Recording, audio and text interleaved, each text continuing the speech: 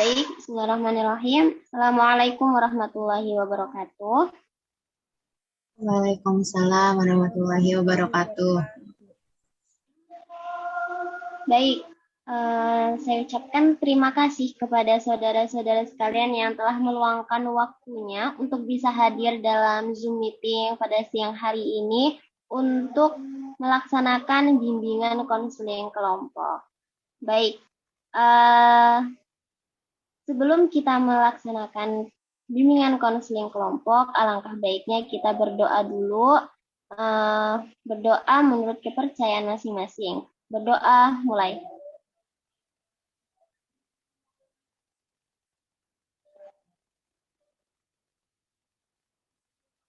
Baik, berdoa selesai. Di sini tujuan kita berada di Zoom meeting pada siang hari ini yaitu untuk melaksanakan bimbingan konseling kelompok. Sebelum kita melaksanakan kegiatan tersebut, saya akan menjelaskan mengenai bimbingan konseling kelompok. Ya, jadi bimbingan konseling kelompok itu adalah sebuah kegiatan yang dilakukan oleh sekelompok orang dengan memanfaatkan dinamika kelompok. Ya, jadi bimbingan kelompok itu layanan bimbingan yang diberikan dalam suasana kelompok. Itu pengertian tentang bimbingan kelompok.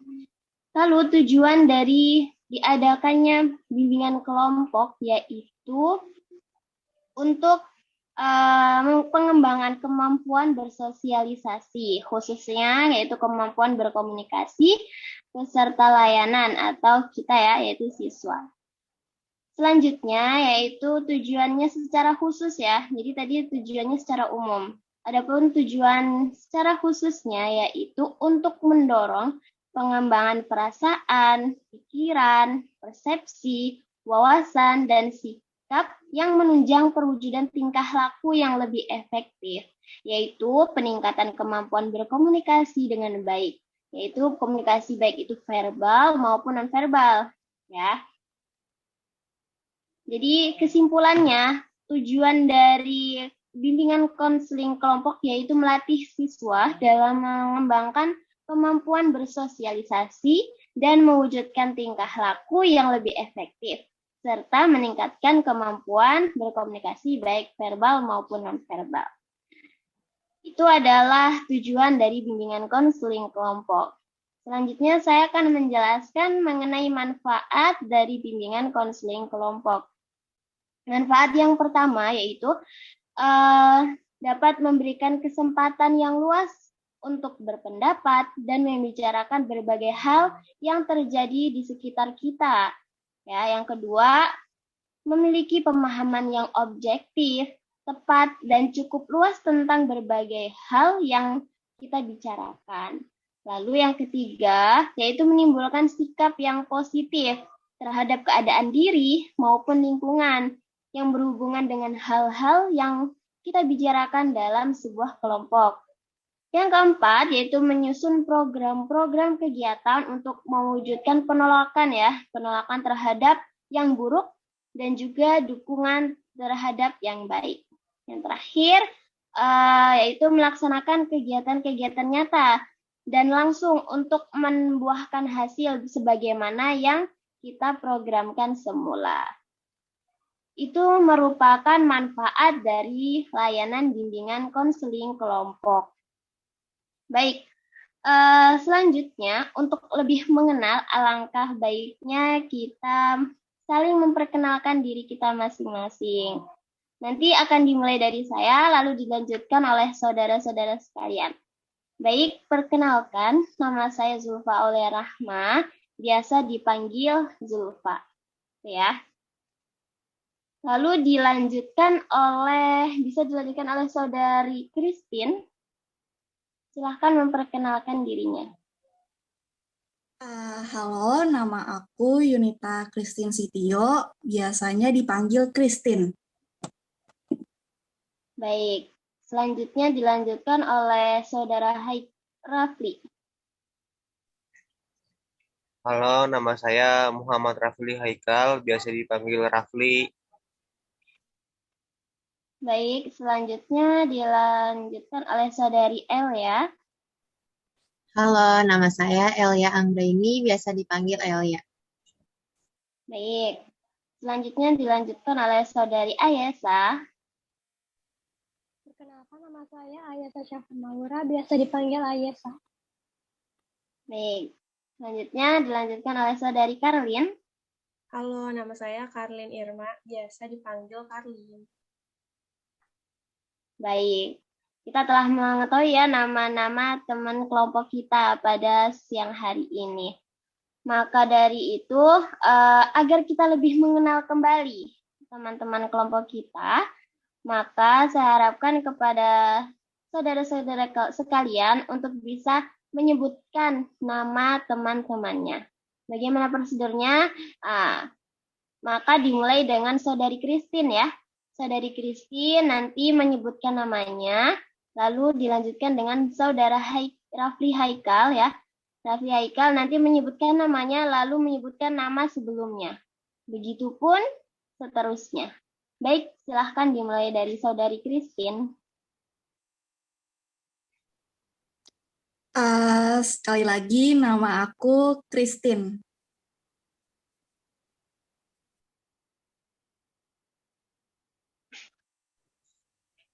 Nama saya Rafli dan teman saya sebelumnya namanya Christine. Nama saya Elia, teman sebelum saya itu ada Christine dan Rafli. Nama saya Ayesa, nama teman sebelum saya ada Christine, Rafli, sama Elia. Nama saya Karlin, teman sebelum saya ada Christine, Rafli, Elia, Ayesha, sama saya sendiri. Baik, semuanya telah memperkenalkan dirinya dan juga telah menyebutkan nama-nama temannya. Semoga dengan begitu kita dapat melaksanakan bimbingan konseling kelompok ini dengan lebih baik dan lebih terbuka satu sama lain. Oke?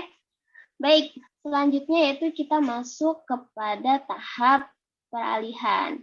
Ya, di sini saya akan menanyakan kembali ya. Bagaimana kesiapan Ananda sekalian atau saudara-saudari sekalian untuk melaksanakan kelanjutan dari bimbingan konseling kelompok ini. Sebelum saya menanyakannya, saya akan menjelaskan kembali ya sedikit tentang apa sih bimbingan konseling kelompok ya. Jadi saya ulang kembali sedikit. Jadi bimbingan konseling kelompok itu sebuah kegiatan yang dilakukan oleh sekelompok orang ya, yaitu kita ini dengan memanfaatkan dinamika kelompok. Lalu bimbingan kelompok ini yaitu layanan bimbingan yang diberikan dalam suasana kelompok. Begitu ya. Jadi selanjutnya saya akan bertanya kepada saudara-saudara sekalian, apakah saudara-saudara sekalian siap untuk melanjutkan kepada tahap selanjutnya dalam bimbingan konseling kelompok ini? Siap, Bu. Siap, Siap. Ibu. Siap, Bu. Siap. Siap, Bu. Baik, semuanya insya Allah sudah siap ya. Maka kita lanjutkan kepada tahap utama kita. Jadi pada hari ini kita akan membahas tentang topik yaitu tentang pelecehan seksual. Ya. Telah kita ketahui banyak sekali berita-berita yang memberitakan tentang adanya pelecehan seksual. Ya, semakin marak terjadinya sebuah pelecehan seksual. Oke, apa sih pelecehan seksual itu? Ya. Pelecehan seksual itu merupakan tindakan yang bernuansa seksual, baik melalui kontak fisik maupun kontak non-fisik. Jadi tindakan tersebut itu dapat membuat seseorang itu merasa dirinya itu tidak nyaman, merasa dirinya itu tersinggung, merasa dirinya itu direndahkan, hingga mengakibatkan sebuah gangguan kesehatan fisik maupun kesehatan mental. Jadi ini sungguh sangat fatal ya, dampak dari adanya pelecehan seksual. Oke, untuk lebih memperdalam lagi tentang topik pembahasan kita pada hari ini, saya akan menanyakan pendapat saudara-saudara sekalian. Jadi ini saya tidak menunjuk dari salah satu kalian ya, tapi saya memberikan pertanyaan dan kalian silahkan mengungkapkan pendapat kalian. Kalian ungkapkan apa yang kalian ketahui dengan secara sukarela tanpa adanya sebuah paksaan dari saya. Ya, jadi kalian dengan sukarela menyampaikan pendapat kalian dan juga secara terbuka menyampaikan apa yang kalian ketahui tentang pelecehan seksual. Baik, apa sih yang kalian ketahui tentang pelecehan seksual dan bagaimanakah ciri-cirinya? Silahkan yang mau menyampaikan pendapatnya. Baik, mohon izin saya ingin. Kalau menurut saya, kalau menurut saya pelecehan seksual itu tindakan yang terkait dengan aktivitas yang merugikan pelaku yang tidak diinginkan. Biasanya itu kasus pelecehan seksual itu bisa terjadi di mana aja, Bu. Kayak biasanya tuh kayak di tempat-tempat yang memungkinkan pelaku itu melakukan pelecehan tersebut. Ciri-ciri pelaku yang melakukan pelecehan tersebut itu biasanya itu karena pelaku menganggap lemah korban, kayak ada kesempatan, maka dari itu pelaku kayak, wah ada kesempatan nih, akhirnya pelaku melakukan aktivitas yang tidak diinginkan tersebut. Terus juga ciri-cirinya pelaku itu bisa dia karena kebanyakan nonton konten-konten pornografi, karena dengan nonton itu timbul ada fantasinya dia ya, karena udah ada kesempatan, terus dari fantasinya dia, maka dia melakukan pelecehan tersebut. Selain itu juga bisa jadi karena adanya riwayat penyakit. Biasanya pengalaman ya Bu, saya pernah waktu SMP pas pulang sekolah, di mana waktu pulang sekolah itu saya lagi emang nggak dijemput, akhirnya pulang sendiri, dan itu emang tempat rame, tapi pas di pinggir jalan, ada pelaku tiba-tiba berhenti di depan hadapan saya, naik motor dan pakaiannya serba hitam, pakai helm, tertutup rapat, tapi dia kayak tiba-tiba kayak menyodorkan kemaluannya dia kayak gitu Bu ke saya. Akhirnya kayak, karena di situ saya masih SMP ya, di situ untungnya ada guru saya langsung teriak dan orang-orang sekitar langsung pada gitu, dan dia langsung pergi kabur. Biasanya katanya kalau yang kayak gitu itu penyakit Bu, yang saya ketahui. Jadi dia punya penyakit seksual yang membuat dia kayak gitu. Udah sih Bu, yang saya tahu pelecehan seksual hanya itu aja. Baik, Saudari Ella. Terima kasih atas pendapatnya yang disampaikan kepada kita. Oke, itu tadi mengenai tentang penjelasan ya, mengenai tentang pengertian dan juga tentang ciri-ciri. Baik, selanjutnya yaitu tentang penyebab. Apa sih penyebab dari adanya sebuah pelecehan seksual tersebut sehingga sering terjadi pada perempuan ya khususnya. Nah, itu penyebabnya apa kira-kira? Siapa yang ingin menyampaikan pendapatnya? Saya, Bu. Baik, silahkan. Jadi penyebab pelecehan seksual terhadap anak di bawah umur itu ada 3. Yang pertama, kurangnya pengawasan dari orang tua. Nah, di sini, di zaman yang semakin modern ini, tingkat pengawasan dari orang tua itu justru makin berkurang. Apalagi yang berhubungan sama kayak penggunaan gadget, media sosial, informasi.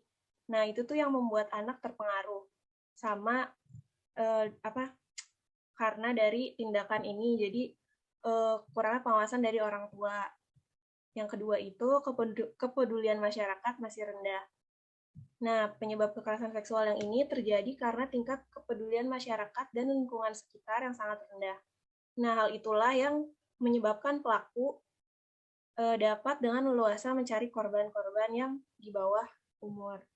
Nah, yang ketiga ini ada hukum tanpa efek jera.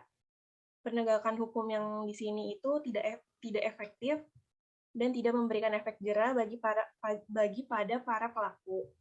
Nah, makanya kenapa banyak banget pelaku pelecehan seksual yang tidak jera atau tidak takut sama hukum yang ada di Indonesia, karena hukum di Indonesia ini kurang membuat jera pada para pelaku.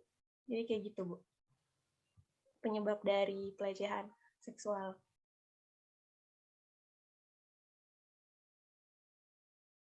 Baik, terima kasih Saudari Karlin yang telah menyampaikan pendapatnya tentang penyebab-penyebab dari adanya sebuah pelecehan seksual.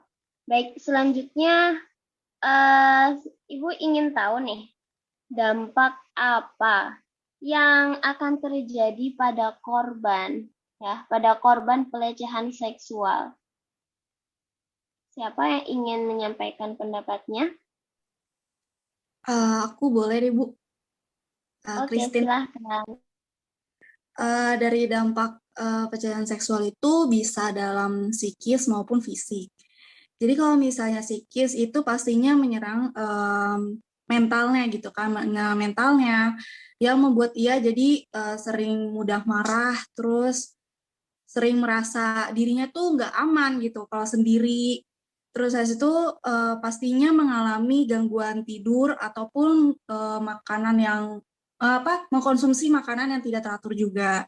Terus karena sering berpikir tentang tindakan itu membuat ia tidur pun bisa membawa mimpi buruk gitu. Terus habis itu sering ketakutan, terus adanya shock, frustasi, depresi, maupun stres. Terus sering menyalahkan diri sendiri dan sering mengisolasikan diri dalam kamar. Jadi berdiam diri terus di dalam kamar. Dan pastinya itu mempunyai rasa malu yang besar. Terus kalau misalnya dalam fisik itu dikatakan tadi dalam psikis jarang makan ataupun tidur tidak tentu itu kan menyebabkan penyakit. Yaitu penyakitnya bisa dalam penyakit lambung kayak asam lambung, terus mungkin fisiknya juga menurun, energinya, terus nggak fit, terus berat badan yang menurun juga, dan otot yang tidak bekerja dan bisa menyebabkan pusing gitu, ataupun lama-kelamaan kalau emang nggak diatur lagi gitu, itu bisa menyebabkan penyakit yang lebih serius. Begitu Ibu yang saya tahu tentang dampak pelecehan seksual.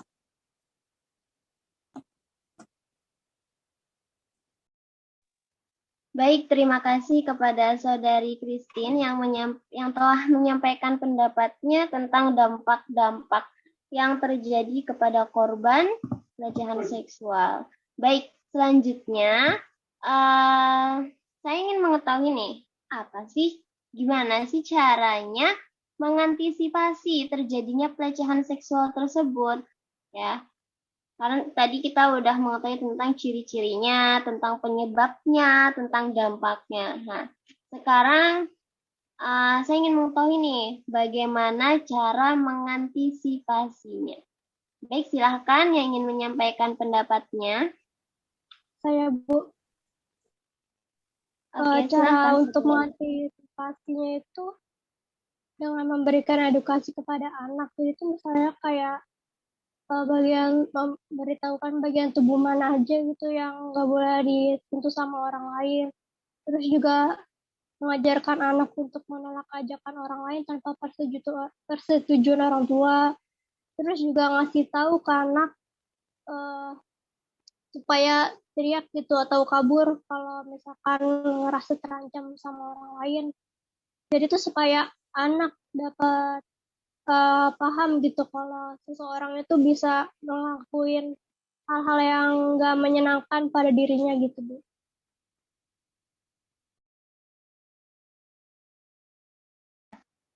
Iya, baik. Terima kasih kepada Saudari Elsa yang telah menyampaikan pendapatnya. Untuk cara mengantisipasinya, apakah ada tambahan atau pendapat lain? Boleh disampaikan? Saya, Bu. Baik, Saudara Rafli. Tambahan dari saya, salah satunya menjalin komunikasi sih. Menjalin komunikasi yang diterapkan yaitu menciptakan komunikasi dua arah. Salah satunya komunikasi dengan anak dengan orang tua misalkan. Topik yang didiskusikan itu beragam, tetapi konteks kekerasan seksual orang tua misalkan bisa menanyakan seperti apa yang kamu rasakan jika orang lain menyentuhmu tanpa izin. Apabila anak memberikan pendapatnya mengenai topik tersebut, orang tua dapat melanjutkan diskusi dengan edukasi mengenai seks tersebut seperti yang dijelaskan sebelumnya. Akan tetapi dalam menjalin komunikasi dengan anak diperlukan adanya kedekatan. Hal ini dapat dilakukan orang tua, salah satunya dengan cara menjemput anak ke sekolah dan memintanya untuk menceritakan apa saja yang dialami atau kejadian selama dia berada di sekolah. Sekian, Bu, dari saya. Baik, terima kasih kepada Saudara Rafli. Masya Allah, pendapat-pendapat yang disampaikan sungguh luar biasa ya. Pengetahuan-pengetahuannya juga sudah cukup luas. Nah, sekarang tinggal kita bagaimana cara kita mengaplikasikannya dalam kehidupan sehari-hari kita, ya. Jadi dari pendapat-pendapat tersebut, pendapat-pendapat saudara sekalian, dapat disimpulkan ya bahwasanya pelecehan seksual ini merupakan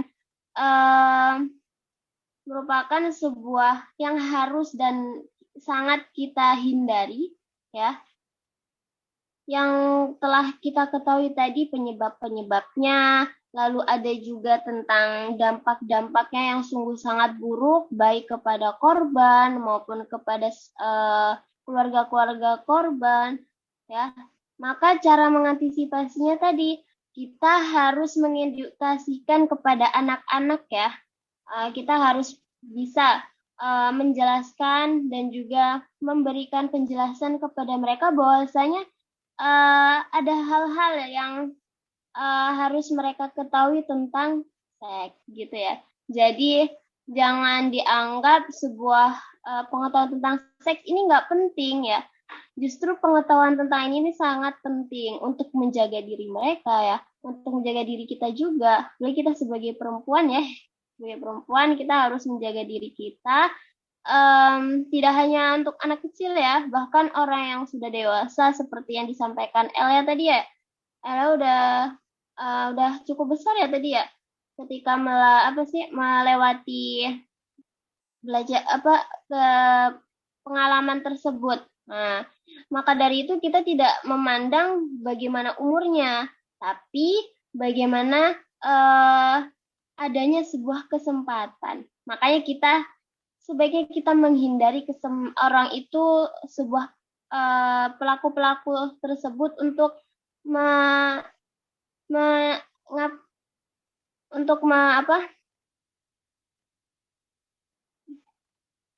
untuk pelaku-pelaku tersebut melakukan aksi-aksi mereka dengan seenaknya kepada kita ya. Itu kesimpulan dari pendapat-pendapat saudara-saudara sekalian.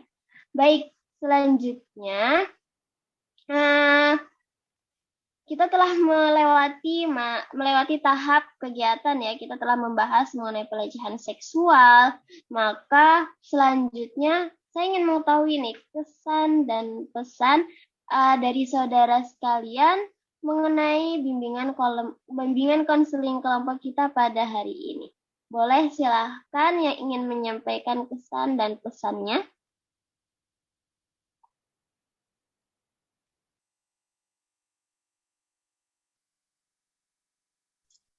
Boleh Bu saya?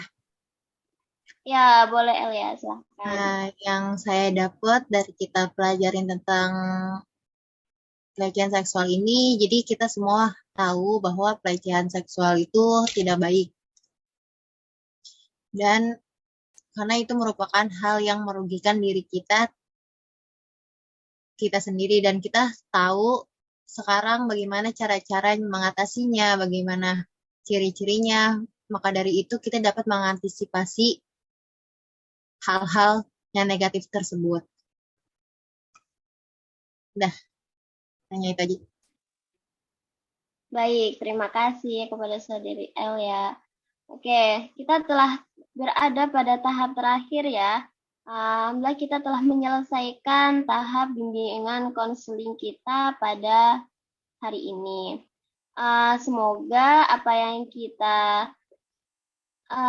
kita diskusikan pada hari ini dapat bermanfaat dan juga dapat diaplikasikan dalam kegiatan kita sehari-hari. Kan tadi kita udah mengetahui tentang cara mengantisipasinya, ya. Jadi saya harap saudara-saudara sekalian dapat mengaplikasikan cara pengantisipasian tersebut dalam kehidupan sehari-hari kita. Begitu ya. Baik, mungkin cukup sekian bimbingan konseling kelompok kita pada hari ini. Apabila ada salah kata atau salah dari perbuatan saya mohon maaf. Mari kita tutup acara bimbingan konseling kelompok kita pada hari ini dengan bacaan hamdalah. Alhamdulillahirrahmanirrahim. Dan yang terakhir saya ucapkan terima kasih kepada saudara-saudara sekalian. Juga Assalamualaikum warahmatullahi wabarakatuh. Waalaikumsalam. Waalaikumsalam warahmatullahi wabarakatuh. Terima kasih, Bu. Terima kasih, Bu. Ya, sama-sama.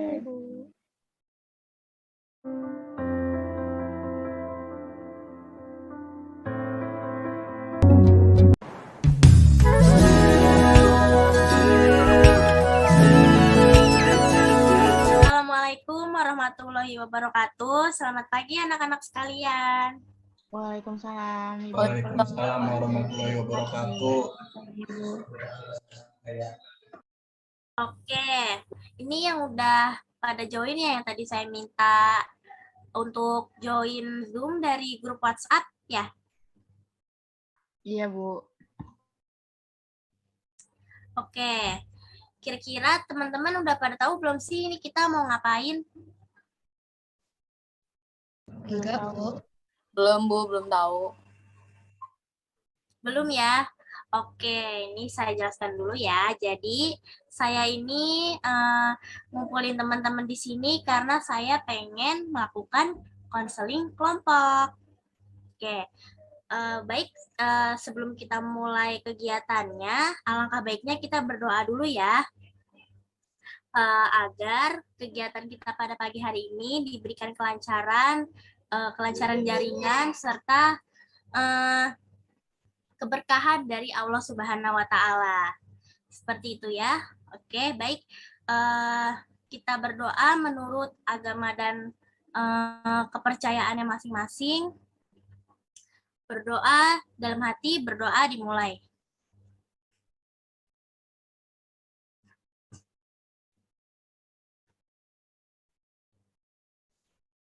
Berdoa selesai. Oke. Saya sebelumnya pengen tanya dulu ya, dari kalian berlima di sini, apakah kalian sudah tahu atau kalian sudah pernah melakukan konseling?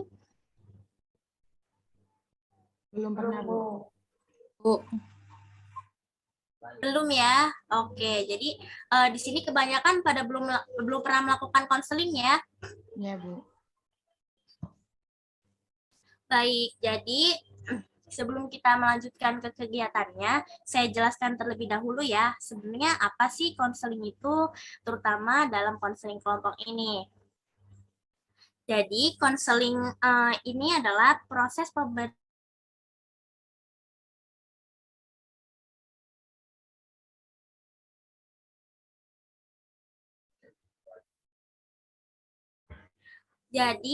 nanti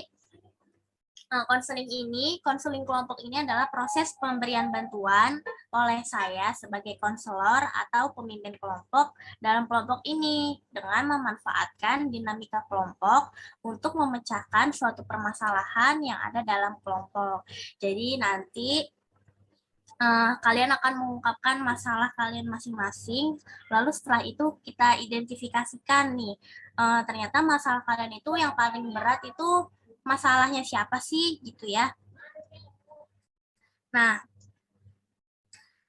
jadi nanti teman-teman yang lain juga bukan cuma menceritakan masalahnya aja, tetapi juga akan memberikan bantuan atau solusi terhadap teman-temannya untuk yang mempunyai masalah pribadi. Seperti itu ya. Apakah sudah paham?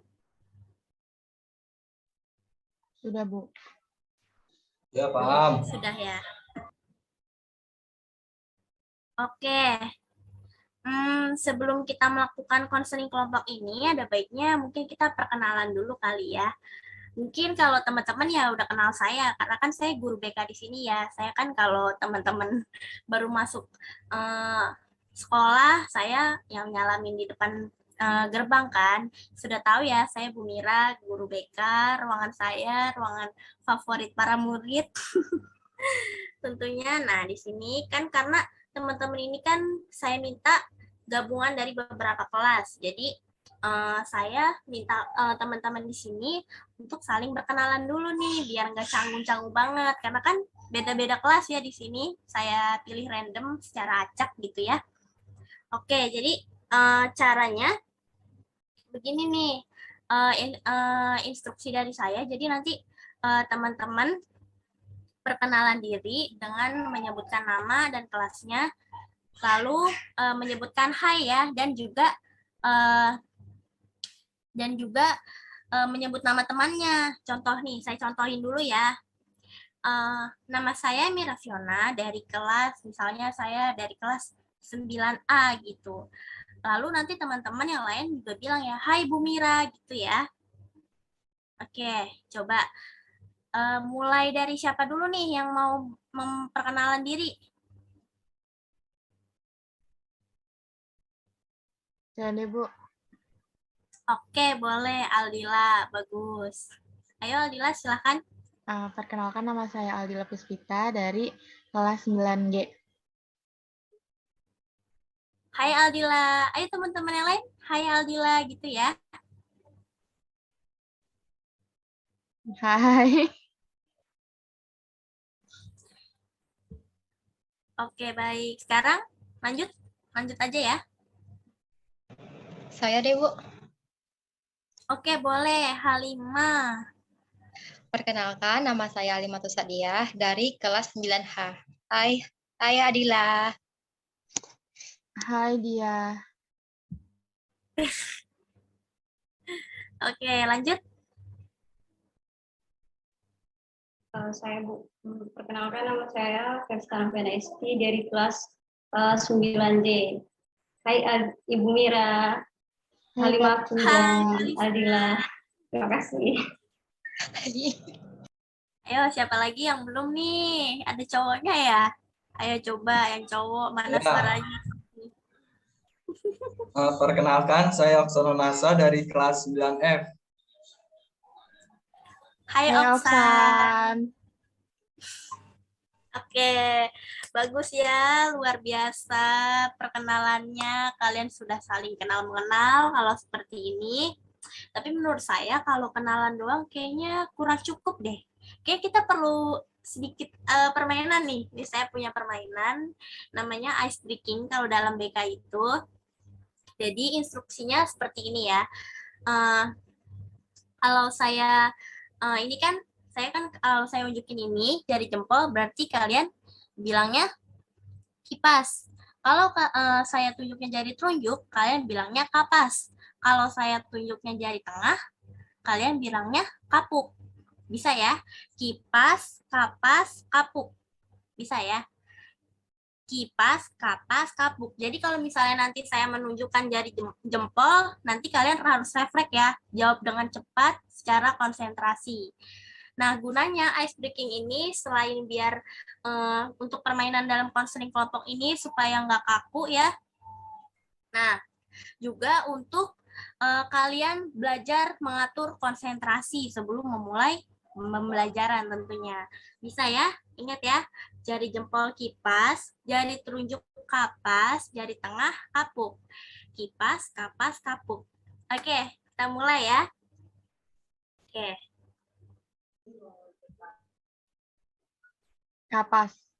Pas. Oke.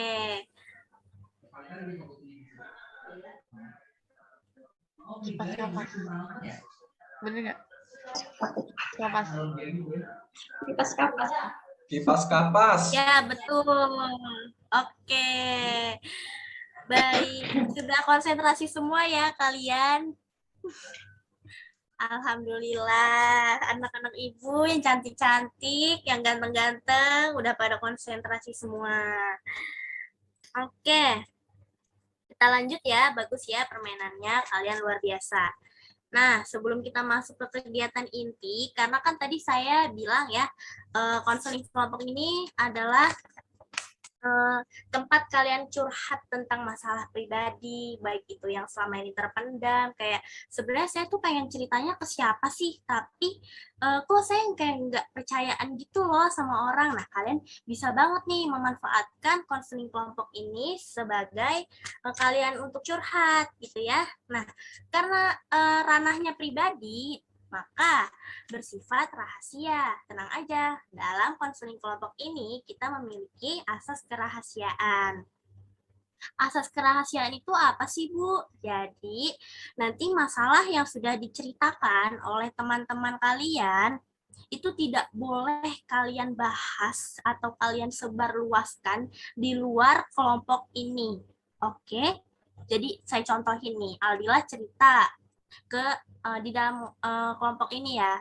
Lalu nanti Dinda punya teman di luar anggota kelompok ini, terus Dinda nyeritain lagi masalah Aldila. Nah, itu tidak boleh ya. Itu artinya Dinda sudah melanggar apa? Iya, melanggar asas kerahasiaan dalam konseling kelompok ini. Kemudian, kalau sudah ada asas kerahasiaan, kita ada yang namanya asas kesukarelaan. Jadi nanti kalian di sini nggak usah malu-malu, nggak usah sungkan-sungkan ya. Yang memiliki masalah apapun, baik itu dalam bidang pribadi, sosial, karir, belajar, atau masalah percintaan gitu ya, nggak apa-apa banget. Kalian ceritain, kalian manfaatin konseling kelompok ini, pokoknya sebaik-baiknya.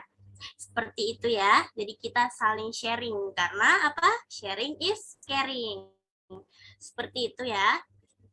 Nah, jadi untuk lebih memantapkan lagi nih dalam kedua asas tersebut, terutama dalam asas kerahasiaan, dalam konseling kelompok ini kita juga memiliki yang namanya sumpah konseling. Apa sih, Bu, sumpah konseling? Apakah sudah ada yang pernah mendengar sumpah konseling itu seperti apa? Belum, Bu. Oke, belum ya ini. Jadi nanti saya jelaskan terlebih dahulu, nanti kalian ikutin ya, ikutin dalam hati aja, kalian terapin sumpah konseling ini.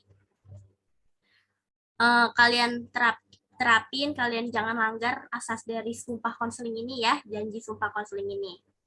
Oke.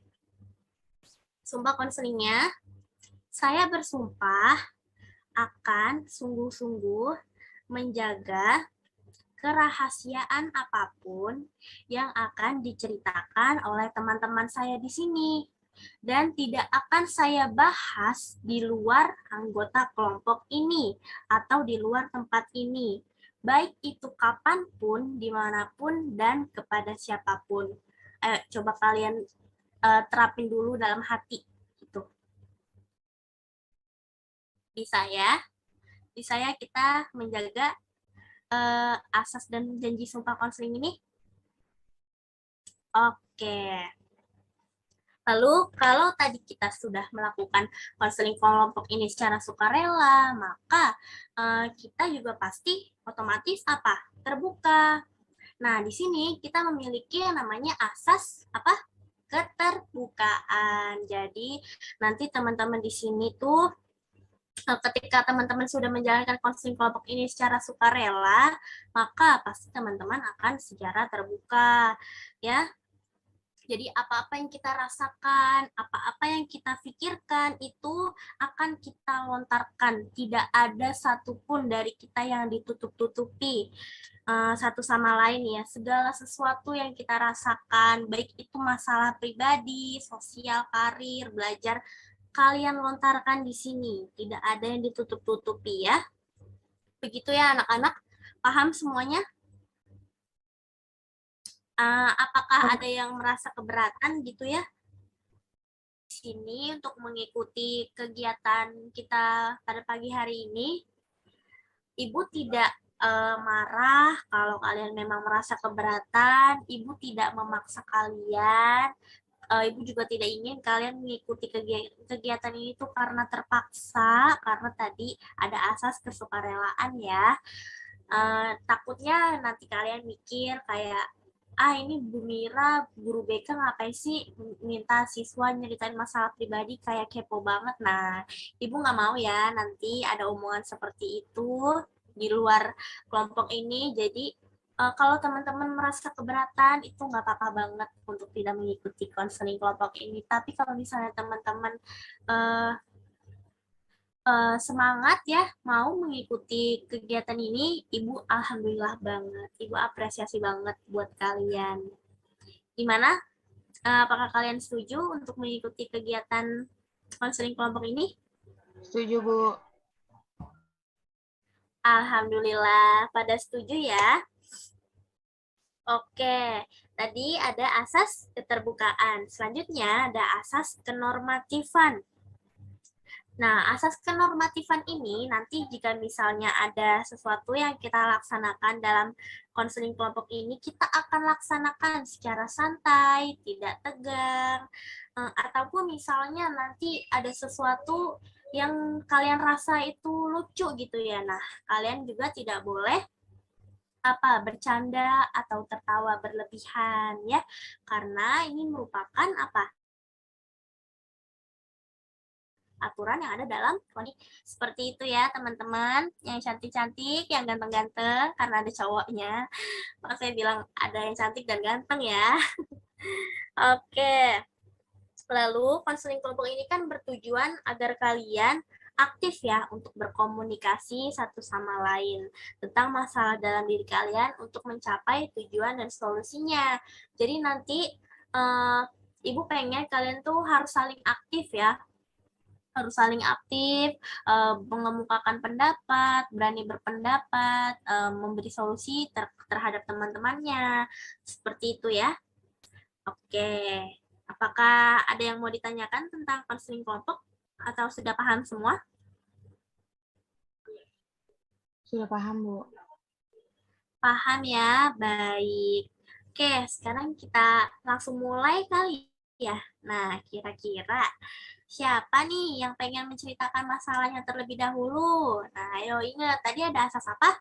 Kesukarelaan. Kalian harus melaksanakan konseling ini secara sukarela. Artinya siapa nih yang secara sukarela pengen nyeritain masalahnya terlebih dahulu? Ayo, nggak apa-apa.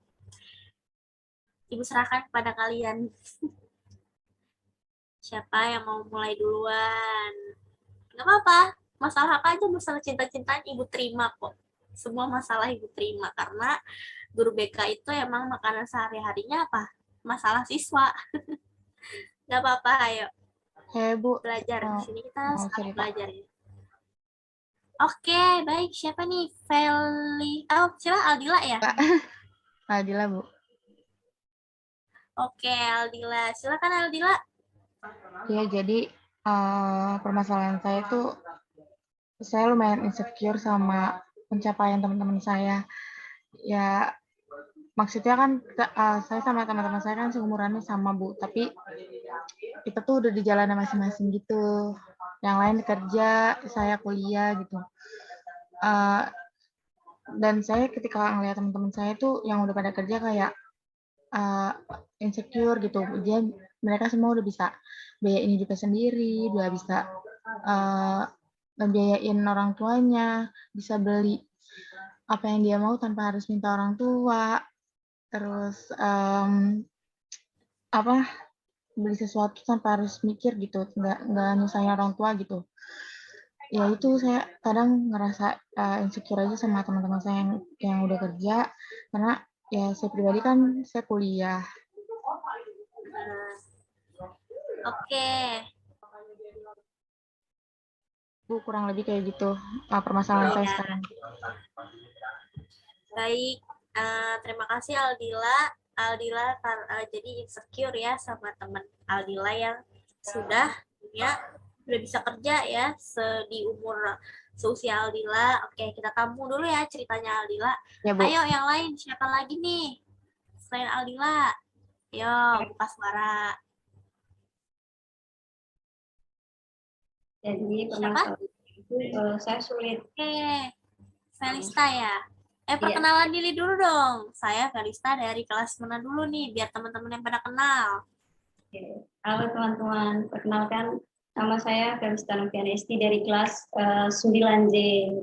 Jadi saya akan menyampaikan permasalahan saya itu, saya merasa sulit untuk mengendalikan emosi ketika marah gitu, yang membuat saya merasa bersalah terhadap diri sendiri. Karena ketika saya marah itu, saya merasa emosi saya itu kayak meledak-ledak gitu dan merasa sulit dikendalikan. Dan hal inilah yang membuat saya merasa ya gelisah dan dilema juga. Jadi begitu permasalahan yang saya alami. Oke, baik. Permasalahan Felista susah mengendalikan emosi ya, Felista. Oke, kita tampung dulu ya. Masalah tadi udah ada 2 anak yang bercerita, Aldila dan Felista. Ayo lanjut.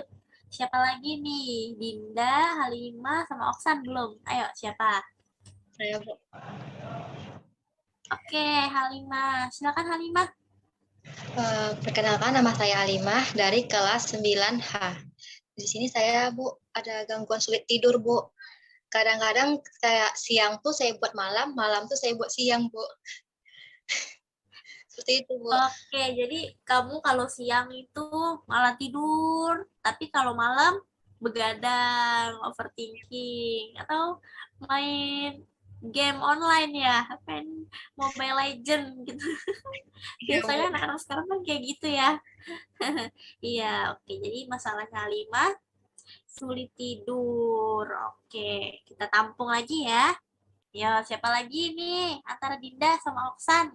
Ayo, buka suara.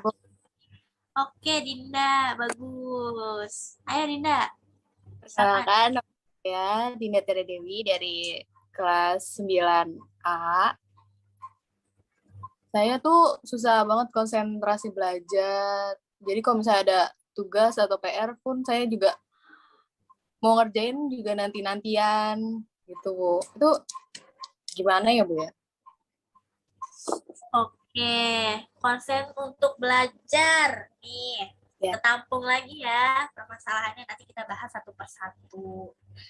Tapi kita nanti pilih juga masalah yang paling berat yang pengen kita bahas itu dari siapa dulu. Nanti kalau masalah yang lain kita bahas secara bersama. Oke, ayo yang terakhir nih, yang cowok, si Oksan.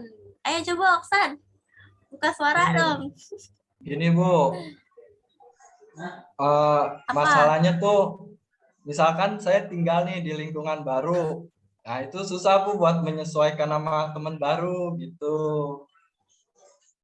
Nah itu gimana tuh kira-kira Bu caranya?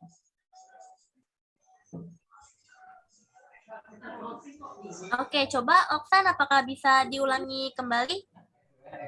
Gini, misalkan saya pindah ke lingkungan baru Bu dari lingkungan lama. Nah kan pasti butuh bergaul. Nah di situ tuh saya yang susah buat bergaul sama lingkungan barunya itu Bu. Nah, kayak gitulah jadi Oksan sulit bergaul gitu ya? Ya. Oke, kita tampung ya masalahnya. Sekarang dari kalian sudah masing-masing menceritakan masalahnya. Ayo coba sekarang kita identifikasi nih. Tadi kan kita mau identifikasi dulu ya masalah siapa yang pengen banget kita bahas duluan gitu ya. Ayo coba masalahnya siapa menurut teman-teman? Saya, Bu. Coba Mbak Salita, masalahnya siapa? Jadi menurut saya itu permasalahan yang mesti dibahas yaitu permasalahannya Aldila. Karena menurut saya permasalahannya Aldila ini cukup berat juga serta sangat mempengaruhi perkembangan diri seseorang dalam mencapai tujuan gitu. Jadi menurut saya permasalahannya Aldila ini yang mesti dibahas dan diselesaikan gitu. Biar Aldila bisa lebih berani untuk mengeksplorasikan diri di tengah masyarakat itu. Jadi ya seperti itu. Oke, jadi kita mau bahas masalahnya Aldila dulu ya, tentang insecure sama pencapaian temennya yang seumuran Aldila kok udah kerja, tapi Aldila ngerasa kayak Aldila masih jadi beban keluarga, insecure, seperti itu ya Aldila. Iya, Ibu, benar. Oke, nah sebelum saya yang ngasih solusi, kalian dulu deh. Kira-kira solusi apa nih menurut teman-teman untuk masalahnya Aldila? Coba yang lain open mic, jangan cuma Felista aja.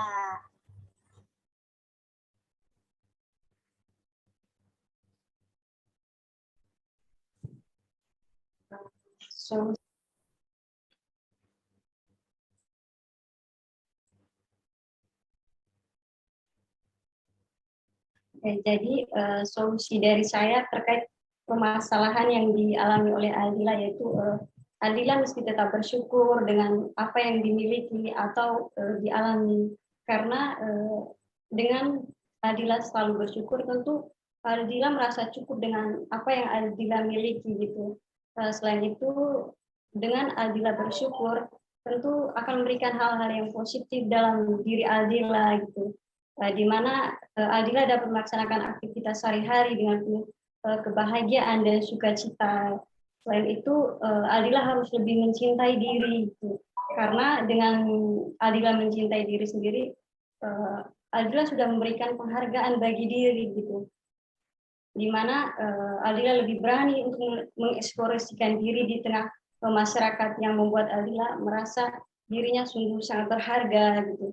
Sehingga Aldila merasakan suatu kebanggaan dalam diri.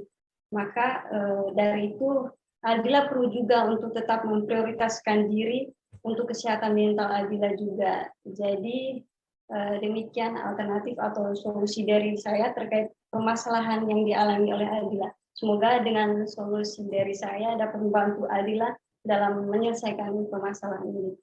Terima kasih. Terima kasih. Baik, ayo yang lain selain Felista, solusi untuk masalah Aldila tentang insecurity. Coba buka suara.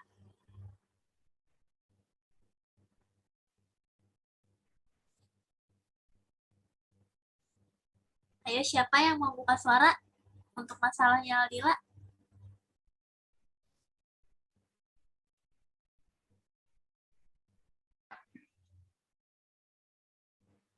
Yuk, siapa lagi yang mau open mic untuk masalahnya Aldila? Saya sih setuju sama pendapatnya Felista tentang Aldila yang insecure itu. Ya kayak tetap bersyukur aja, jalani apa yang ada sekarang, jangan ngeliat orang lain terus-menerus yang mungkin kehidupannya lebih cukup gitu. Lebih bersyukur aja sih, Ibu. Oke, Dinda. Terima kasih, Dinda. Ayo, yang lain. Halimah sama Oksan. Gimana nih respon atau solusi buat masalahnya Aldila? Kalau menurut saya sih, Bu, kalau kita insecure, jadi kapan majunya kita? Kalau kita iri-iri sama orang. Jadi kita tuh harus percaya diri dalam menghadapi sesuatu tindakan untuk masa depan bersama gitu menurut saya. Oke, baik. Harus lebih percaya diri. Ya, bisa juga gitu ya. Oke, langsung percaya diri bagus. Ayo, coba Oksan. Menurut Oksan, apa solusi terbaik untuk orang yang insecure? Kalau menurut saya sama kayak yang lain, Bu. Intinya harus bersyukur.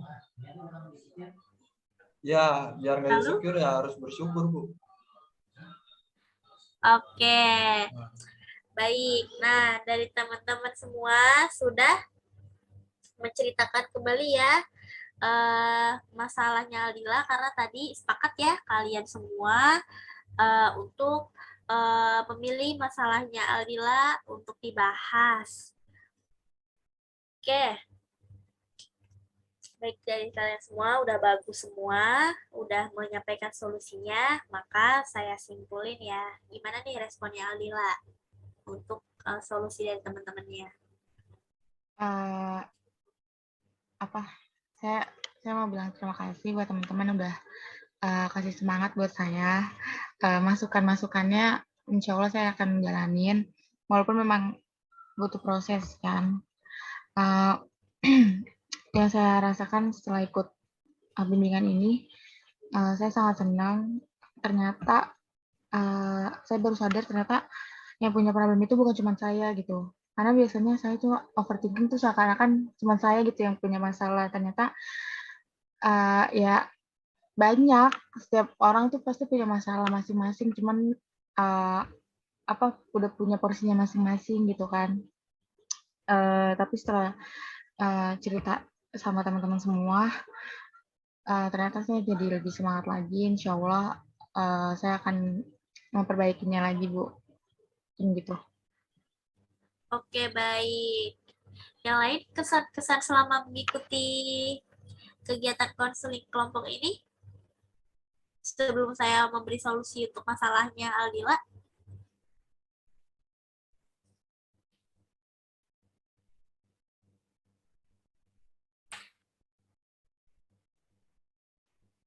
Baik ya. Oke, baik semua ya. Kesan-kesannya mungkin masih pada malu-malu, tapi sebenarnya artinya tuh sama gitu sama Aldila. Kesan dan kesan mengikuti kegiatan konseling kelompok ini seru, terus kita juga bisa saling memberikan solusi terhadap temannya yang memiliki permasalahan seperti Aldila ini. Oke, ini saya yang memberikan Aldila solusi ya, dan kesimpulan dari teman-teman yang tadi ada yang bilang harus lebih pede, harus lebih banyak bersyukur seperti itu. Nah, gini Aldila, kan Aldila insecure ya. Ya, Bu. Kalau Aldila nanti mau kuliah gitu ya, mau kuliah walaupun kalian masih kelas 9, tapi Aldila udah pengen udah punya semangat tekad untuk kuliah, tapi teman-teman Aldila kebanyakan banyak yang pengennya langsung kerja aja. Jadi gini ya, kadang-kadang ini juga masalahnya ya sebenarnya sering banget gak asing terdengar di telinga kita, yang kuliah mau kerja, yang kerja mau kuliah, seperti itu gitu. Nah, jadi untuk permasalahan Aldila benar tadi kata teman-teman ya, harus lebih banyak bersyukur. Aldila punya motivasi untuk melanjutkan pendidikan tinggi melalui kuliah ini, gitu ya. Dan kalau misalnya Aldila kuliah ini didukung oleh orang tua, itu lebih bagus lagi. Harusnya bersyukurnya diperbanyak lagi gitu. Kalaupun memang Aldila insecure sama temen yang udah pada kerja, udah pada berpenghasilan, cuek aja. Mungkin mereka, teman-teman Aldila itu kerja karena misalnya disuruh sekolah harus membiayain adiknya sekolah, atau dia memang menjadi tulang punggung keluarga gitu. Jadi Aldila harus berbanyak bersyukur. Oh iya, saya dikasih kesempatan untuk melanjutkan kuliah dibanding teman saya yang lulus sekolah langsung kerja, yang hanya puas mengantongi ijazah SMA atau SMK. Seperti itu ya Aldila. Jadi gini ya, kita itu hidup sudah punya jalannya masing-masing. Ada yang mungkin orang tanpa kuliah bisa langsung kerja gitu ya, tanpa harus kuliah lama-lama, capek-capek 4 tahun. Kuliah itu capek loh ya. Saya aja yang udah kuliah ngerasain banget, kuliah itu perjuangan. Mahasiswa itu perjuangan untuk kuliah 4 tahun itu, karena kuliah beda sama sekolah ya. Mahasiswa dikejar tugas, dikejar deadline, belum lagi skripsi, ngubungin dosen, banyak deh pokoknya seperti itu. Jadi Aldila itu harus perbanyak bersyukur. Aldila bisa kuliah didukung oleh finansial orang tua dibandingkan teman Aldila yang mohon maaf mungkin sebenarnya mereka pengen kuliah kayak Alila mungkin, tapi kan nggak diungkapkan karena mereka harus terpaksa bekerja untuk menghidupi orang tuanya. Misalnya kita juga harus melihat segala sesuatu atau sudut pandang itu dari berbagai perspektif, dari berbagai sudut pandang. Jangan Aldila ngelihatnya dia tuh enak banget ya udah kerja punya duit penghasilan sendiri, kita kan nggak tahu, who knows gitu uangnya dikemanain, uang gaji dia gitu. Bisa jadi dia harus menyekolahkan adiknya, bisa jadi dia memang tulang punggung keluarga ya, bisa jadi dia dituntut orang tuanya harus kerja, pokoknya harus ngidupin keluarga. Nah, kita tidak tahu cerita mereka di balik layar, makanya Aldila harus bersyukur dan percaya diri aja. Lagian kuliah juga bagus kok, percaya diri itu. Oh, saya kuliah nih, nanti saya juga lulus, saya pasti bakalan kerja kok gitu. Saya juga pasti ujungnya akan kerja kayak mereka ya, karena saya lulus kuliah juga kerja kan, ngajar kayak gini ya, sama aja karena mungkin jalannya aja yang berbeda. Mereka lulus sekolah langsung kerja, tapi kalau kita harus kuliah terlebih dahulu, membanggakan orang tua terlebih dahulu. Jadi membanggakan orang tua itu berbeda-beda ya, setiap anak. Ada yang membanggakannya dengan cara dia bekerja, memberikan penghasilan kepada orang tuanya. Ada yang seperti kita, seperti Aldila nanti harus kuliah dulu gitu ya, membanggakan orang tua dengan lulus sarjana. Siapa sih emang orang tua yang gak bangga kalau anaknya lulus sarjana secara kuliahnya aja 4 tahun ya. 4 tahun itu bukan waktu yang sebentar. Seperti itu ya Aldila. Gimana Aldila? Bisa diterima masukan dan solusi dari saya? Bisa. Jadi Aldila harus tetap semangat, ubah kata insecure menjadi bersyukur kayak solusi teman-temannya tadi semua ya. Oke. Nah, karena konseling kelompok ini waktunya sudah mau habis ya, saya juga mau pindah kelas nih.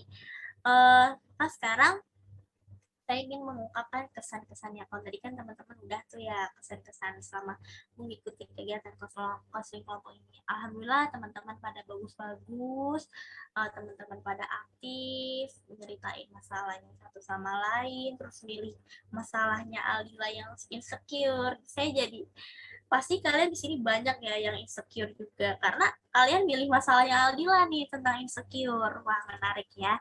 Tadi sudah saya kasih solusi ya, beserta contoh-contohnya, contoh dari sikap bersyukur itu seperti apa sih, seperti itu ya. Nah, jadi kesan-kesan kita selama mengikuti kegiatan konseling kelompok ini tentunya bermanfaat dong untuk teman-teman. Teman-teman jadi tahu cara mengatasi rasa insecure itu seperti apa sih gitu ya. Lalu teman-teman juga saling kompak, aktif satu sama lain, memberikan solusi. Pokoknya kesan-kesan saya dalam mengikuti kegiatan konseling kelompok untuk anggota ini positif, bagus, luar biasa sekali ya.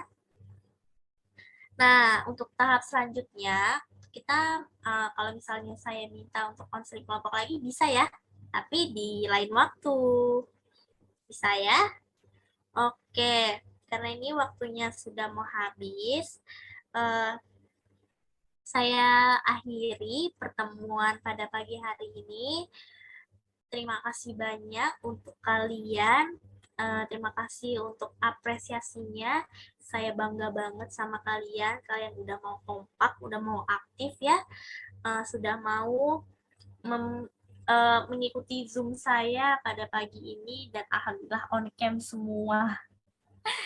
Makasih ya teman-teman. Nah, jangan takut, saya tidak hanya melayani konseling kelompok ini aja. Kalian bisa curhat ke saya dengan cara datang ke ruang BK. Mau curhat apa nih? Kalau saya lagi melayani, kalau saya lagi tidak sibuk, tapi saya pasti akan selalu berupaya melayani kalian, karena guru BK itu di sekolah bukan memberikan materi pelajaran ya, tetapi memberikan layanan.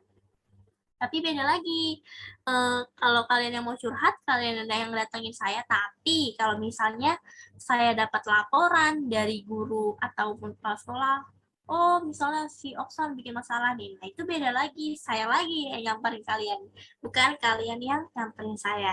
Seperti itu ya. Oke, baik, kita akhiri pertemuan pada pagi hari ini. Kalian luar biasa semuanya, bagus semua. Nanti kalau misalnya saya minta untuk konseling kelompok lagi, kalian siap ya? Insya Allah siap, Bu.